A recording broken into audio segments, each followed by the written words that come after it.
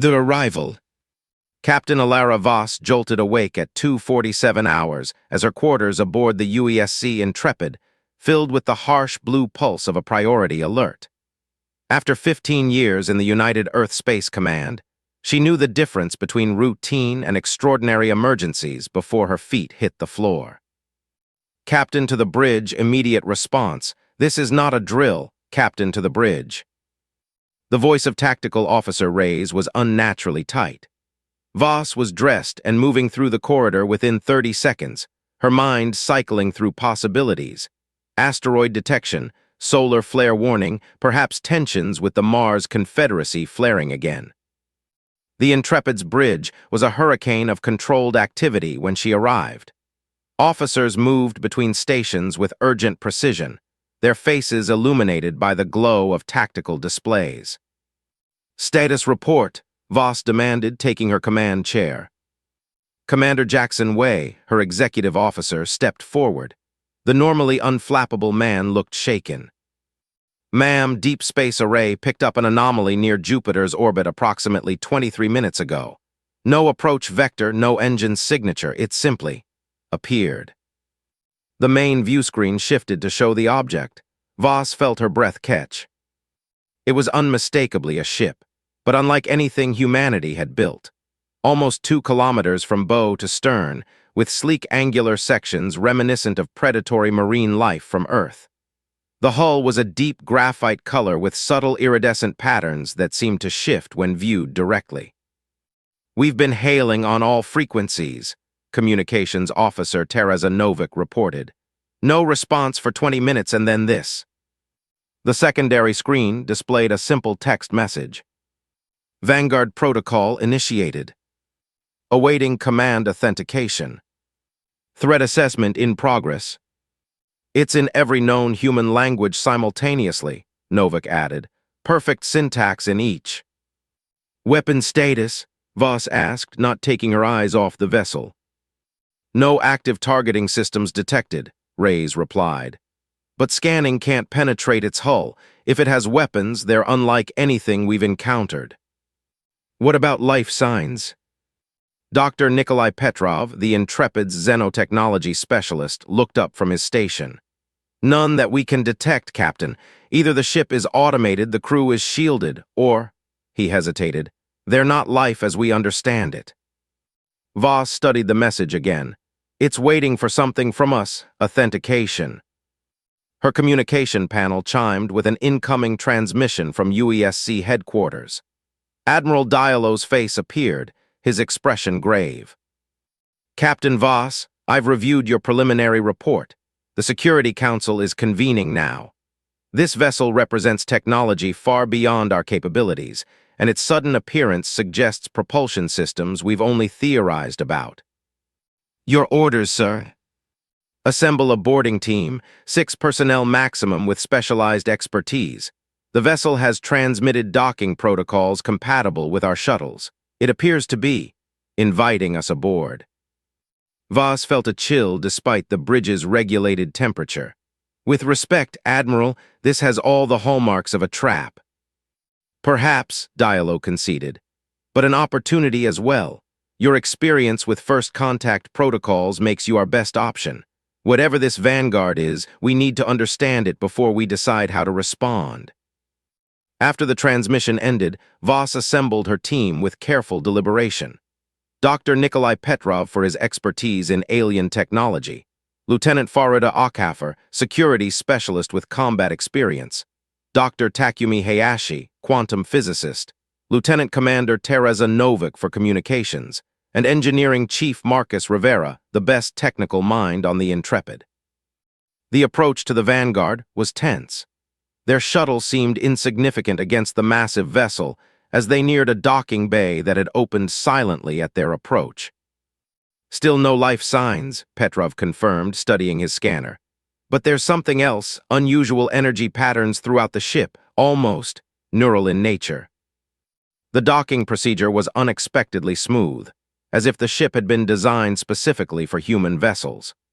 As they stepped through the airlock, Voss had prepared herself for anything: alien beings, automated defenses, gravity shifts. Instead, they entered a pristine corridor with subtle lighting that activated as they moved forward. The atmosphere was perfect Earth normal. Breathable air, Okafor reported, checking her environmental scanner.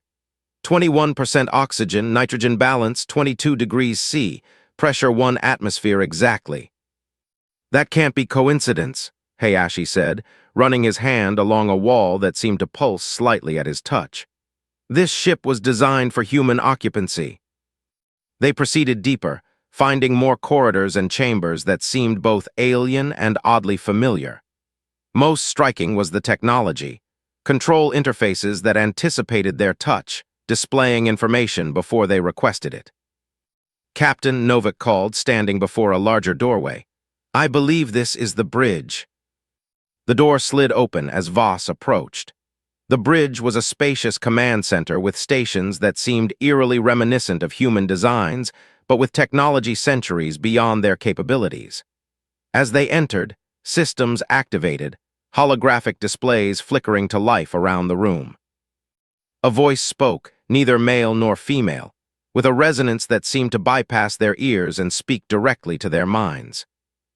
"Welcome command authentication recognized. Vanguard protocols active." "Who built you?" Voss asked. "Where did you come from?"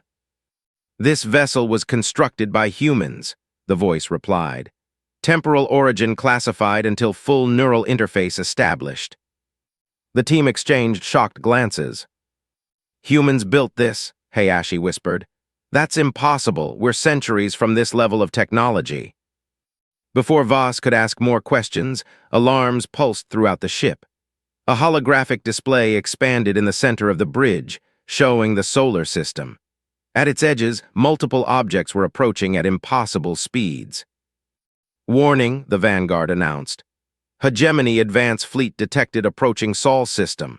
Estimated time to weapons range, 7.2 hours, threat assessment, extinction level event." Voss felt her blood run cold. "Are you saying Earth is under attack?" "Affirmative. The hegemony is a coalition of species dedicated to preventing emerging civilizations from achieving interstellar capabilities. Earth has been designated for sterilization. Vanguard was deployed to prevent this outcome." As if confirming the ship's warning, Voss's comm unit buzzed with an emergency channel from Earth Command. "Captain Voss," Admiral Diallo's voice was tight with controlled panic. "Return immediately. Deep space sensors have detected multiple objects approaching at speeds that violate our understanding of physics. They're not responding to hails, and their configuration suggests weaponry." Voss looked at her team, then at the displays showing the approaching threat. "Admiral, we're staying aboard the Vanguard. This ship knows what's coming, and I believe it may be our only chance to survive it." As she spoke, the Vanguard systems fully activated, the ship humming with power around them. "Command authentication confirmed," the ship announced. "Vanguard protocols initiated, preparing defensive systems." Back on Earth, Commander Wei coordinated the planet's defenses, knowing they were likely inadequate against whatever was coming. All orbital platforms were being armed, and planetary defense systems activated worldwide for the first time in human history. Aboard the Vanguard, Voss and her team worked to understand the ship's capabilities. Dr. Petrov made a discovery that changed everything. "Captain, these control systems, they're designed for neural interface. The ship wants to link directly with our minds." "Is that safe?" Okafor asked, eyeing the neural interface nodes with suspicion. "Unknown," Petrov admitted. "But I'm detecting familial DNA markers in the interface architecture. This ship was specifically designed to connect with humans, perhaps even specific humans." Meanwhile, Lieutenant Farida Okafor had been exploring the ship's database, finding fragments of information not locked behind authentication. "Captain, you need to see this," she called, her voice strained. "I've found what appear to be historical records, but they can't be right." The displays showed Earth cities in ruins, skies darkened by weapons fire, the last human strongholds falling one by one to ships identical to those now approaching. "These aren't predictions," Okafor said. "They're memories. This ship has records of events that haven't happened yet."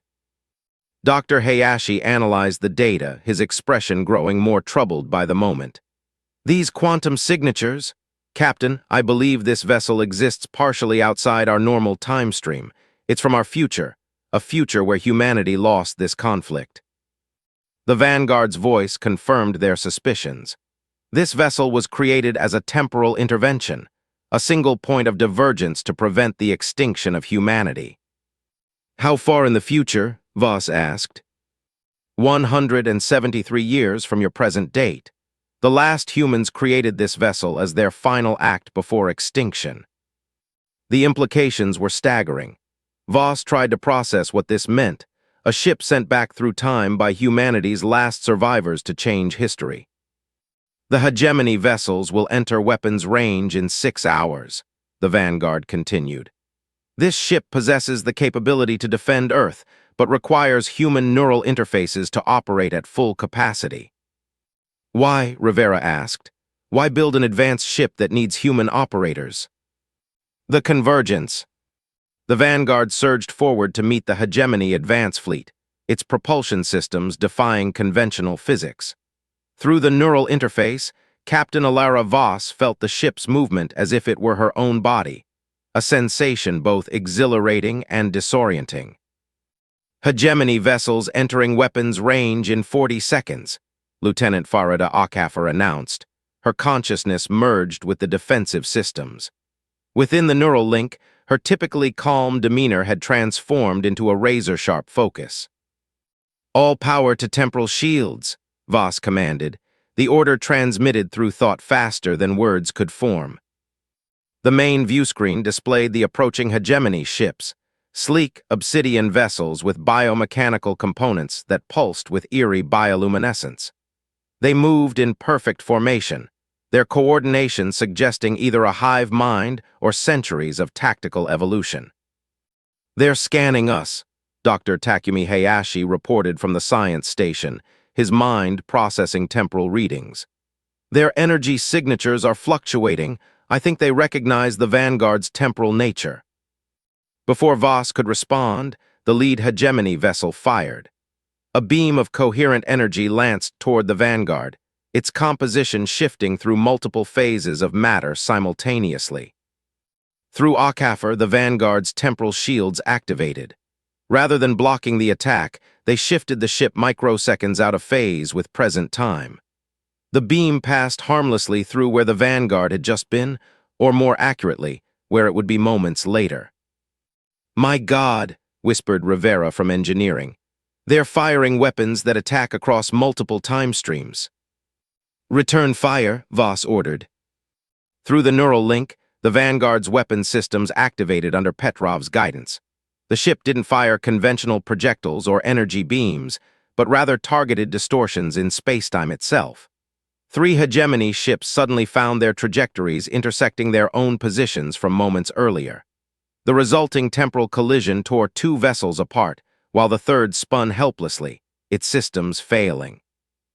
Back on Earth, Commander Wei watched in stunned silence as the battle unfolded on long-range sensors. The readings defied explanation. Weapons that shouldn't exist, movements that violated physics as humanity understood it. Get me a direct channel to the Vanguard, Wei ordered, and alert all defense platforms to prepare for possible engagement. Aboard the Vanguard, Dr. Hayashi made a startling discovery as he delved deeper into the ship's temporal mechanics. Captain, he called, his voice strained from the mental effort of processing multidimensional calculations. I'm detecting command signals being transmitted from a location beyond the advance fleet. The hegemony main force is still coming. What we're facing is just their Vanguard. As if confirming his assessment, a new wave of hegemony ships emerged from what appeared to be localized wormholes. Larger and more heavily armed than the advance fleet, they moved with predatory precision. 17 additional vessels detected, the Vanguard announced, including hegemony command ship, threat assessment upgraded. Through the neural link, Voss felt a momentary flicker of something like fear from the ship itself, an echo of memories from its original timeline. Status report, she demanded. Temporal shields at 73% capacity, Ockafer responded. Hull integrity nominal, but power reserves are being drained faster than anticipated. The Hegemony command ship is hailing us, Novak announced from communications. The view screen shifted to show a being unlike anything humanity had encountered. The Hegemony commander had a vaguely humanoid shape, but with translucent skin that revealed shifting internal structures of light and what appeared to be living circuitry. When it spoke, the Vanguard translated. Humans of Earth, I am Supreme Strategist Morden of the Hegemony Extinction Corps.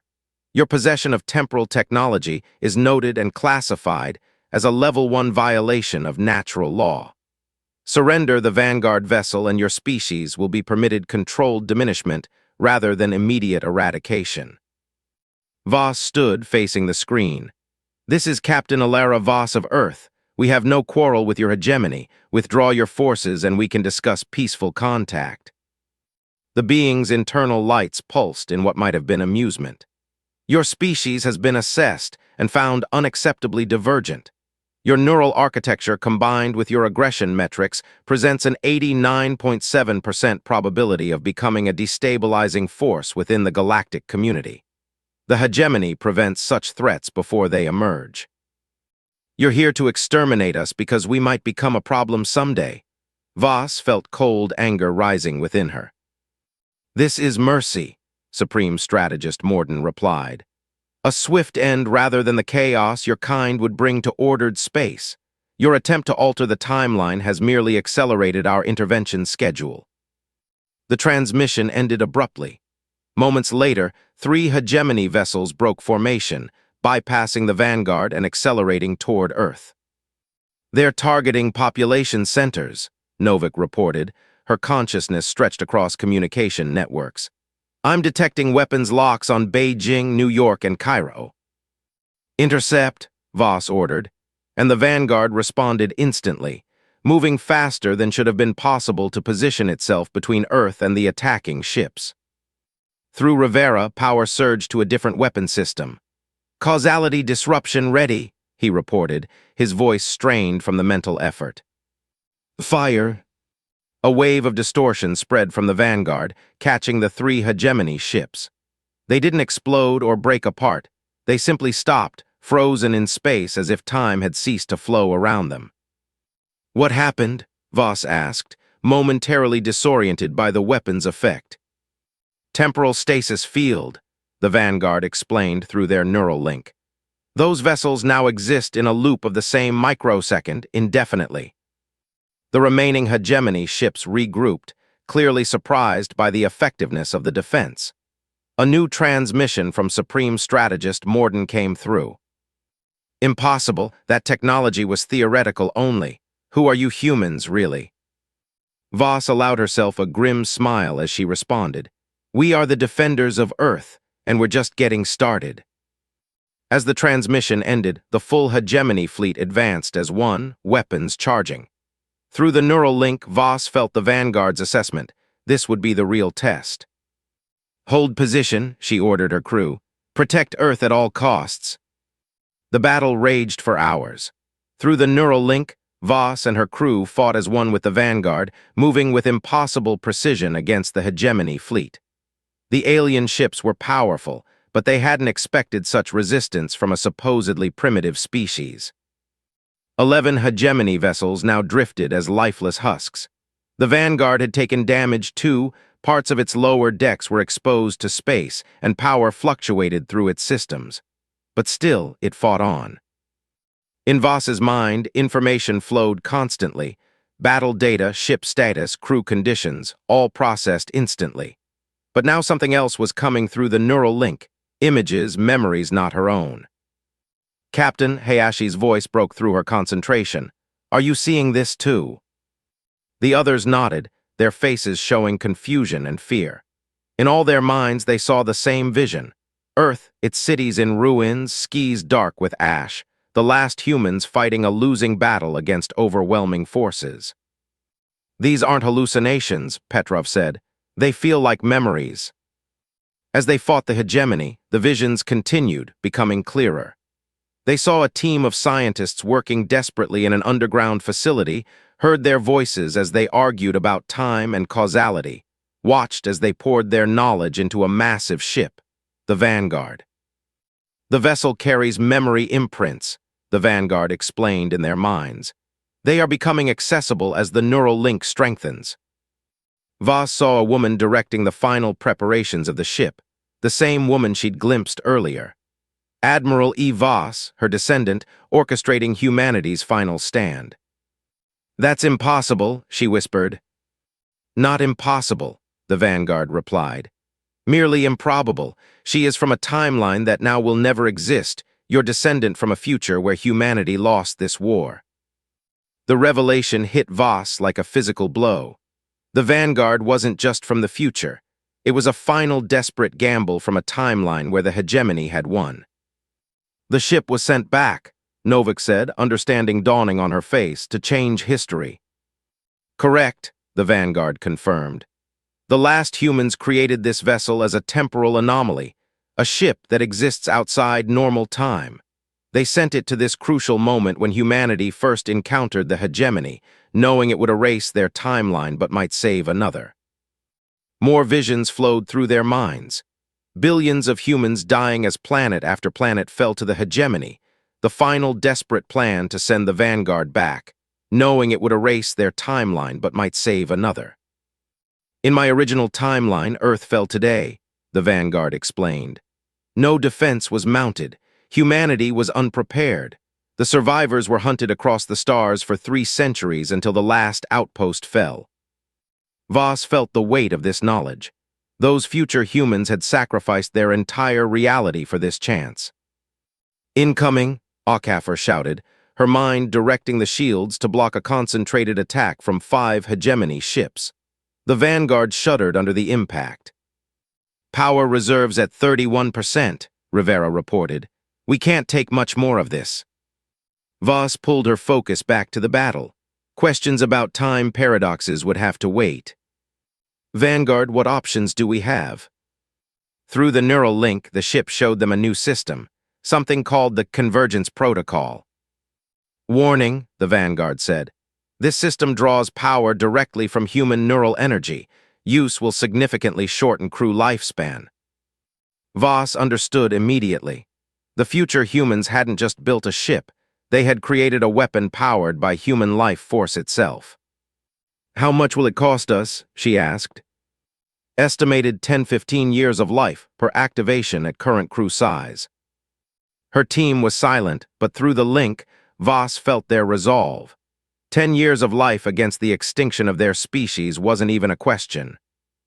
"Do it," Voss ordered. Power surged through the Vanguard, drawing energy not from its engines but from the life force of the 6 humans linked to it. Voss felt a cold sensation spreading through her body, a faint echo of her own mortality.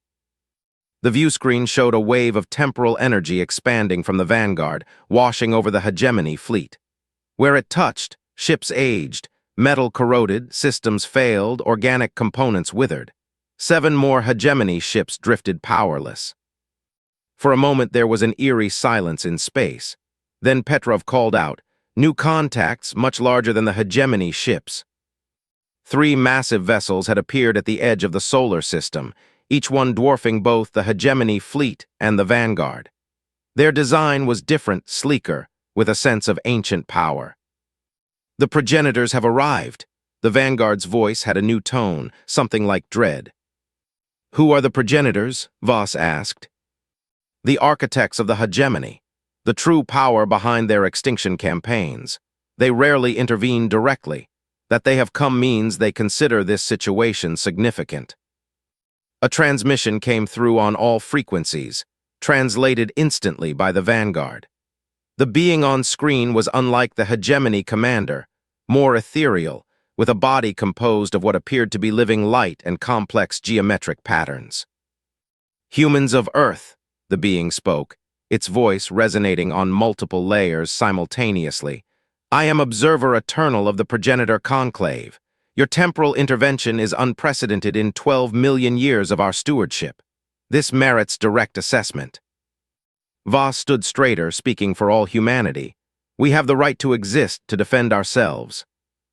Rights are irrelevant, the observer replied.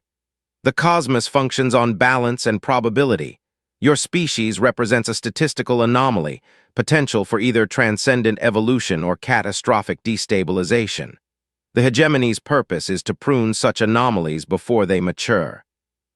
The being's form shifted, becoming more complex. However, your possession of temporal technology and the sacrifice demonstrated by your future selves indicates qualities we had not detected in our original assessment.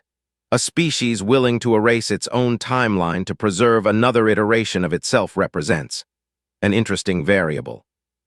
Through the neural link, Dr. Hayashi suddenly gasped as his analysis of the Vanguard's deepest systems completed. "Captain," he said, his voice filled with awe, "I've found the true purpose of the Convergence Protocol.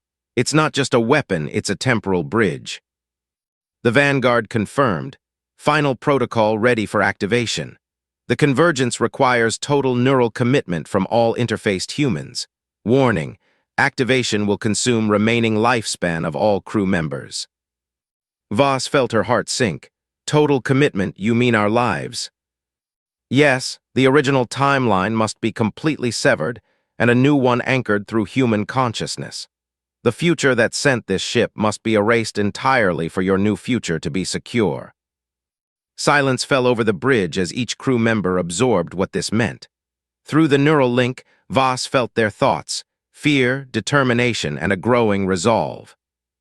"There has to be another way," Rivera said. "The progenitors will not permit humanity to survive otherwise," the Vanguard replied.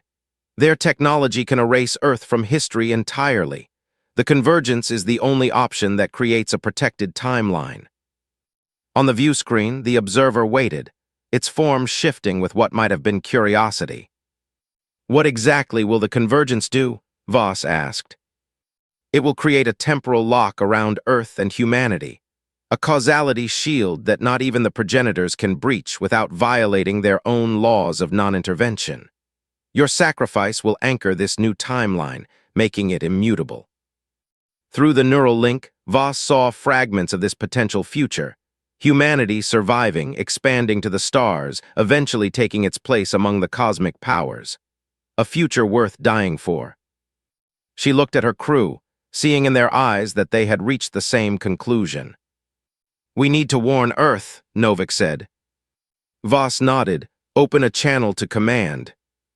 Commander Wei's face appeared on screen, haggard but determined. "Captain Voss, Earth's orbital defenses are at 40% capacity. Major casualties in all population centers. What's your status?" "Commander, we've discovered the Vanguard's true purpose. We're going to activate a protocol that will secure Earth's future, but," she hesitated, "we won't be coming back." Understanding dawned on Wei's face. "Captain Alara, is there no alternative?" "None that ensures humanity survives. Tell our families." Voss paused, finding strength. "Tell them we saw a future worth protecting." Wei straightened, offering a formal salute. "The Earth will remember." As the transmission ended, Voss turned to her crew. "This is still voluntary. Anyone who wishes to return to Earth can do so now." No one moved.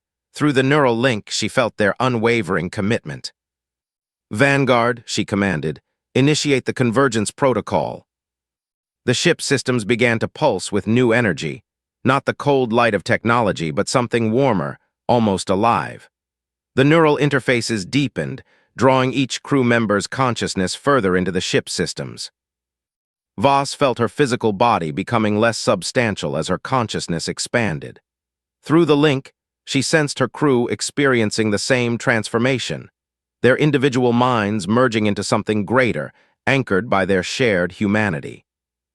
On the view screen, the observer's form became agitated. "Convergence detected. This violates causality protocols. Cease immediately." Voss smiled, feeling her life force flowing into the Vanguard systems. Too late. Humanity has chosen its path. Energy cascaded through the ship, building toward a critical point. Through the neural link, Voss saw her descendant, Admiral E. Voss from that now vanishing future, giving the order to send the Vanguard back. Their eyes met across time, acknowledgement passing between them. Convergence at 90%, the Vanguard announced, its voice now indistinguishable from their collective consciousness. The progenitor vessels moved forward, energy building around them. The observer's transmission became urgent. This action will have consequences beyond your understanding. All timelines are connected. We understand enough, Voss replied, her voice strengthened by the voices of her crew. Humanity deserves its chance. As the convergence reached completion, Voss experienced a moment of perfect clarity, seeing the countless possible futures branching before humanity, and the one path now being forged through their sacrifice. Convergence complete. A wave of temporal energy exploded outward from the Vanguard, washing over the solar system. Where it touched the hegemony and progenitor ships, they began to fade, not destroyed, but shifted out of phase with this new reality. Observer Eternal's form flickered as it delivered final words. Unexpected, your species has rewritten its own probability curve. We will be watching this new path with interest. As the progenitor ships vanished from this timeline, Voss felt her consciousness expanding one final time. Her physical form dissolved as her essence became part of the temporal anchor securing humanity's future. In her last moments of individual awareness, she glimpsed what their sacrifice had purchased. Earth would survive. Humanity would endure. And someday they would stand as equals among the stars, their potential finally realized. The Vanguard itself began to transform, its purpose fulfilled. The ship that had traveled back through time to save humanity became the cornerstone of a new timeline, a guardian not just for today, but for all the tomorrows to come. On Earth, astronomers witnessed a phenomenon never before seen, a cascade of light that momentarily connected every star in the visible cosmos, a network of possibility centered on humanity's homeworld. And in command headquarters, Commander Jackson Way watched the Vanguard dissolve into light, understanding that Captain Alara Voss and her crew had purchased humanity's future with their own lives. "Remember them," he whispered to the officers around him. "Remember what they gave us." As dawn broke over an Earth now secure in its timeline, humanity remained unaware that its future had just been rewritten, saved by 6 souls who had glimpsed the end of all things and chosen to forge a new beginning instead. The Vanguard protocol was complete.